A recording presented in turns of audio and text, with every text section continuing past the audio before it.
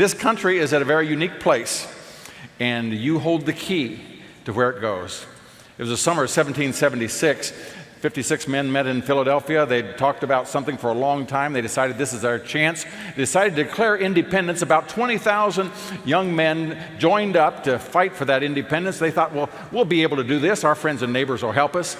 And there in New York, under the command of George Washington, they woke up one morning and there were 400 ships surrounding Long Island Sound and Manhattan and up and down the Hudson. And they said, what are we going to do now? And so the British began to attack, and they began to lose, and they lost, and they lost, and they lost. They had them back up there at the end of Brooklyn and to get across the river, and the British said, well, let's don't attack tonight. We'll get them in the morning. And George Washington says Providence intervened, and a heavy cloud settled down upon, and all night long they went across the Hudson. It stayed until over 10 o'clock in the morning the following day.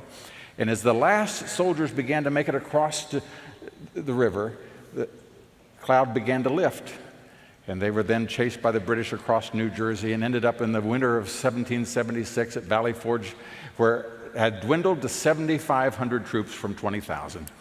Only 2,400 could even stand up to march. They were so ill. They only hung on because on January 1st their enlistment was up.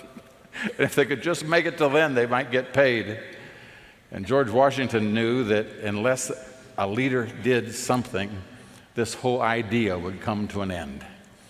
And so he got his groups together, the best ones that could walk and move. They didn't have good uniforms. In fact, their boots weren't so good. They took burlap and wrapped them around their feet. And as they began to march, you could see the blood in the snow. You could follow the troops. So they decided to go down to Trenton, New Jersey on Christmas Day to attack the British contingency there under the Hessians and to have an effort to have victory. For he knew, and the password that he gave to the soldiers was victory or death.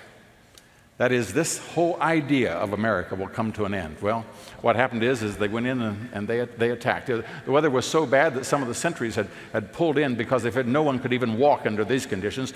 But they made it across the Delaware River, the picture that you've seen so often. They attacked and actually captured over 1,200 soldiers, but more than that, they captured armaments and food and supplies and all the things that they needed. One of the 6 people that were wounded, a casualty, was James Monroe, who got hit in the shoulder and fortunately hit an artery because it began to spurt, and people began to notice it right away, and they clamped it so that he could then survive to be the 5th president of the United States, fighting beside James Madison, who 11 years later would be known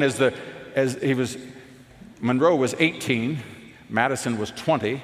11 years later, he would become the father of the Constitution. He was fighting next to Alexander Hamilton, age 21, who then a few years later would establish the banking system for America that would make the U.S. dollar the foundation for the entire currencies of all the rest of the world. John Marshall, age 22, would become the finest Chief Justice of the nation. All of them fighting that night.